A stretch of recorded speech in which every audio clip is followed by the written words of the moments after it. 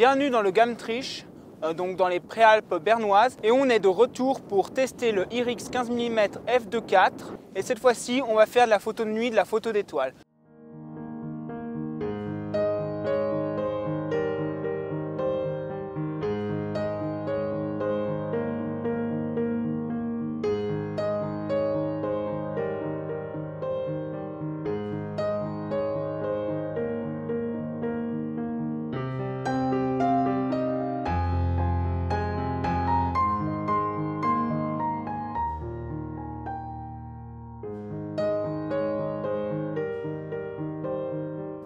Mais pour commencer, vu que je suis là un peu en avance, j'ai profité du beau temps pour venir faire une photo des montagnes, d'abord au coucher de soleil.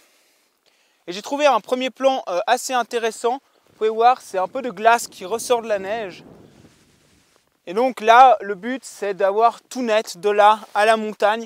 Et donc je fais deux photos que je vais stacker. Une photo où je prends ma zone de netteté sur mon premier plan et une photo où je prends ma zone de netteté sur les montagnes au fond.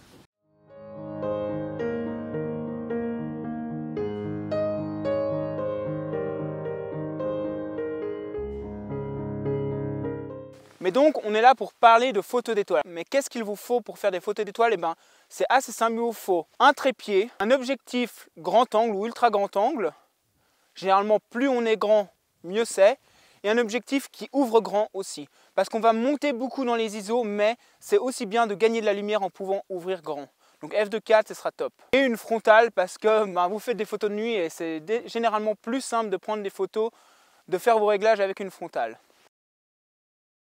Ensuite, au niveau des réglages, vous allez vous mettre sur manuel et vous allez ensuite choisir un temps de pause en fonction de la longueur focale de votre objectif. Ici, on a un objectif de 15 mm et la règle en général, c'est 500 sur la longueur focale.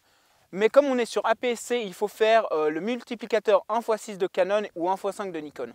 Et donc ici, on se retrouve avec 500 sur 15 x 1,6 et ça nous donne à peu près 20 secondes de temps de pause. C'est le temps de pause maximal qu'on peut utiliser pour ne pas avoir de traînées dans les étoiles, donc avoir des points et pas des traînées dues au fait que la Terre tourne.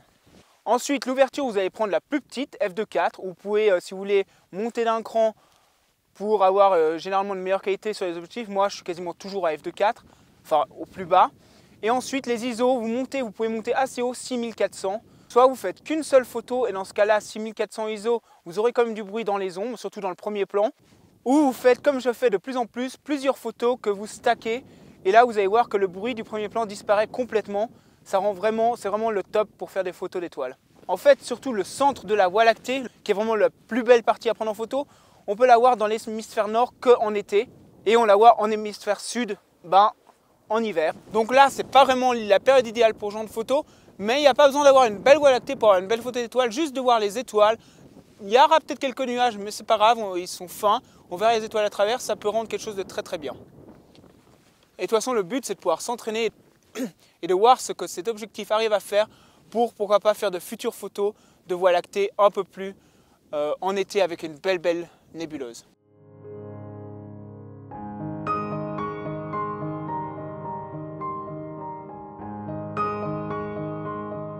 Une chose qui est vraiment très intéressante avec cet objectif pour faire de la photo de nuit, c'est la possibilité de calibrer l'infini. En effet, sur la plupart des objectifs, quand vous arrivez à l'infini, il faut aller un peu plus loin ou un peu avant et vous n'êtes pas exactement sûr d'où est l'infini. Alors que sur cet objectif, il y a la possibilité de le calibrer. Une fois que c'est fait, votre infini sera vraiment sur l'infini. De plus, une fois que vous arrivez sur l'infini, il y a un petit clac qui fait que vous sentez cet infini. Et donc, il y a la possibilité de nuit de savoir si vous avez bien focusé.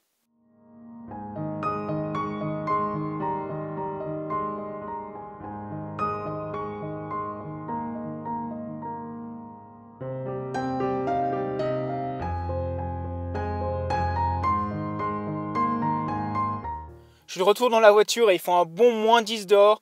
Vraiment, ça va être, je pense, une nuit très froide. On va voir comment ça se passe. Pour le moment, il n'y a pas de nuages qui arrivent, c'est top. J'espère que ça va rester comme ça. On attend quelques heures que la nuit tombe et on va aller faire les photos d'étoiles. Alors, idéalement, j'aurais attendu encore une petite heure en tout cas pour prendre les étoiles pour que la nuit tombe un peu plus. Mais là, on voit déjà pas mal les étoiles. Seul problème, c'est que tout d'un coup, les nuages se sont levés et on en voit vraiment très peu. C'est pas grave, le principe de la photo reste le même. Donc comme je l'ai dit en manuel, le temps de pause qui est calculé avec la méthode du 500 sur la focale fois le crop factor, ce qui nous donne 20 secondes avec 15 mm sur APS-C.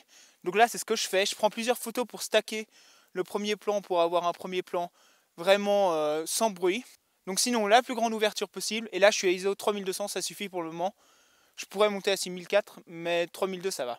Ça va être une photo vraiment sympa, il y a des nuages qui bougent durant la pause longue.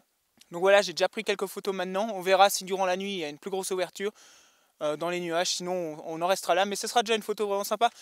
Et en fait, le processus est exactement le même pour la Voie lactée. Il vous suffira juste d'avoir moins de nuages et vous aurez une photo avec plus d'étoiles.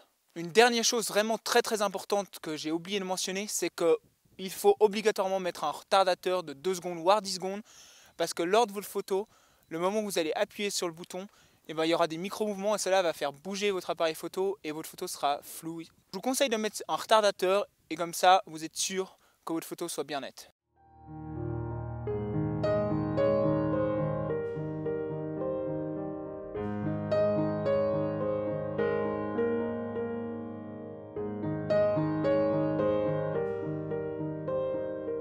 Voilà, alors on n'aura pas de lever de soleil parce qu'il se met même presque à neiger un petit peu. J'espère que cette vidéo vous a plu, je vous dis à bientôt, ciao.